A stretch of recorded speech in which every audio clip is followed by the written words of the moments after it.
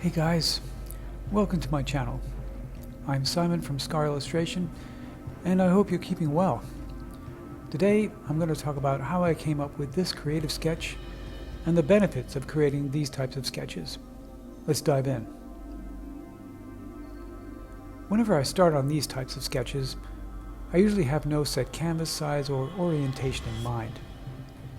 It's all pretty random, and I'll just get started rather than overthinking anything.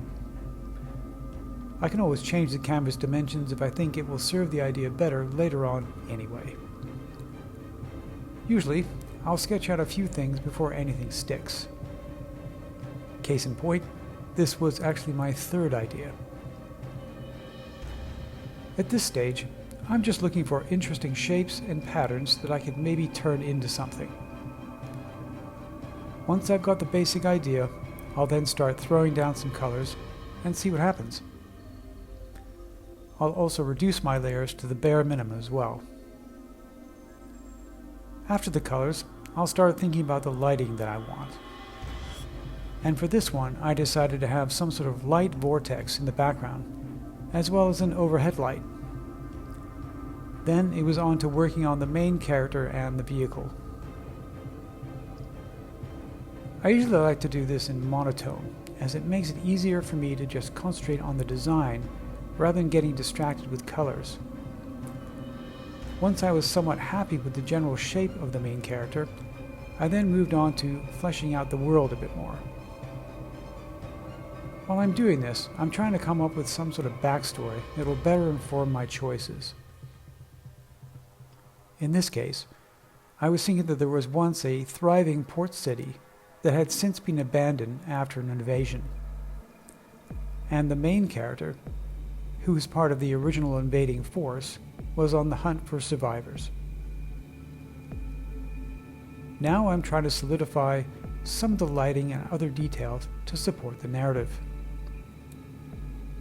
As you can see, I'm working with very few layers, and this was done on purpose for a few reasons. 1, I wanted to have a more traditional feel. 2, I didn't want to fuss around with layers and invariably forget which layer I was on. And 3, I wanted there to be a certain energy to the sketch, which I find tends to get lost on pieces where I have a zillion layers. I then started trying out different color variations for the background, to get away from my default color choices. After that, it was time to start nailing down some of the shape design on the main character. As you can see, I tried a bunch of things before finally settling on an idea. For the flying vehicle, I kind of envisaged a cross between a snowmobile and some sort of Harley-esque style motorcycle.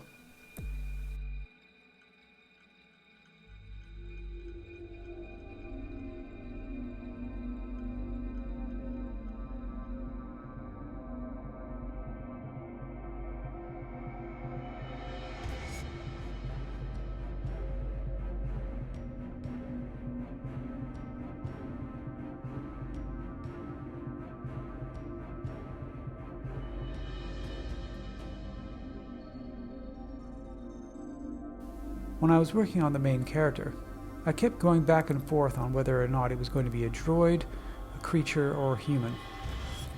In the end, I went with a combo, a sort of RoboCop type of character.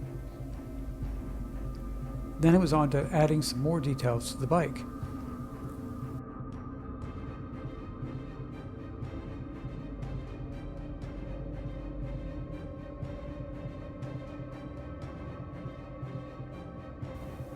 Just working on some of the lighting on the main character now.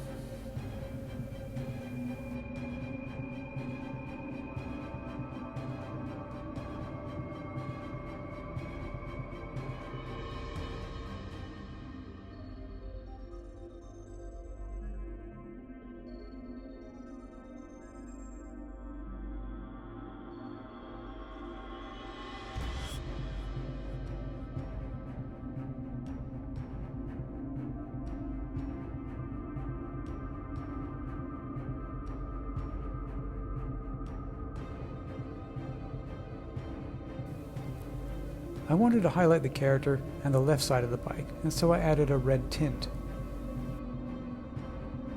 It's not realistic or terribly correct lighting-wise, but that's one of the points of creating sketches like this, to just try out a bunch of things and have fun with it.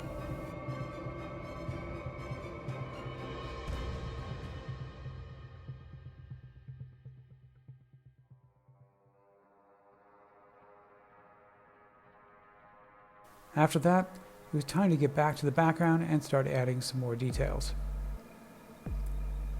When I was younger, I wouldn't spend much time on the backgrounds in my paintings. In my mind, once I was happy with how the character looked, I just kind of lost interest in the rest of the painting. I've since done a complete 180, and now I treat the background as another character. And I've found that I actually enjoy fleshing out the world as much as the characters now. As you will see, I'm spending a lot of time zoomed out of the painting. Not only does this speed up the process, as I'm not tempted to noodle on all the details, but I also get a sense of the whole painting at the same time, which makes it easier to make better choices, and I'll end up with a more cohesive sketch. With that said, I then decided to get rid of the structure on the right side of the painting. I felt it was competing with the main character too much, and leading the viewer's eye away from the focal points. Then it was a case of replacing the structure with some rocks to suggest depth, and adding some more details to the water areas.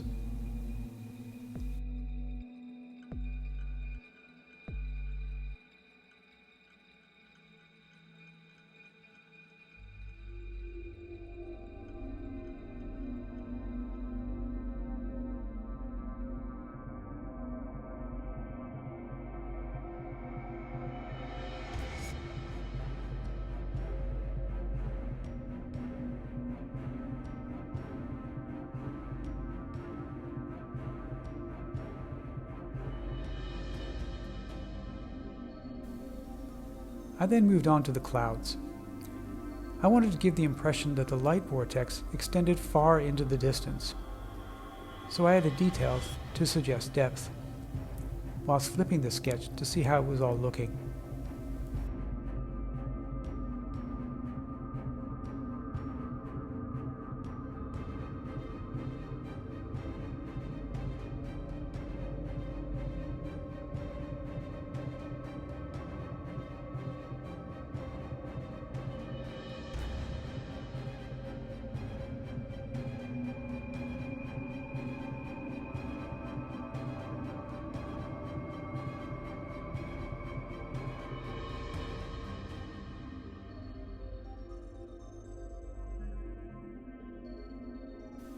After that, I started moving the character around, changing the dimensions so that it fit better with the scene. I also added some other characters to suggest some sort of squadron rather than just a solitary rider. With the secondary character, I changed the arm and the head position, as well as muting the colors and contrast to suggest distance. I then repeated that process for the third character. Once that was done, I added another layer, filled it with black, and changed the blend mode to color, which I do to check my values.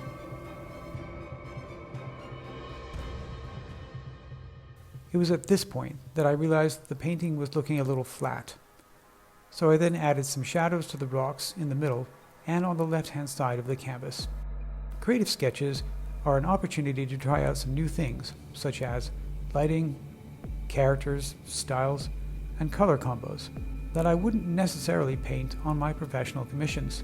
They are also important for flexing my creative muscles and coming up with new ideas and techniques, which then in turn bleeds into my other work. I also like doing these as a nice break from my finished work, as I can finish them relatively quickly. There's no constraints or pressure, and they're just fun to do. Hope this was helpful, and let me know if you have any questions in the comments below. Please consider liking this video and subscribe to my channel. Have a good one and keep on painting.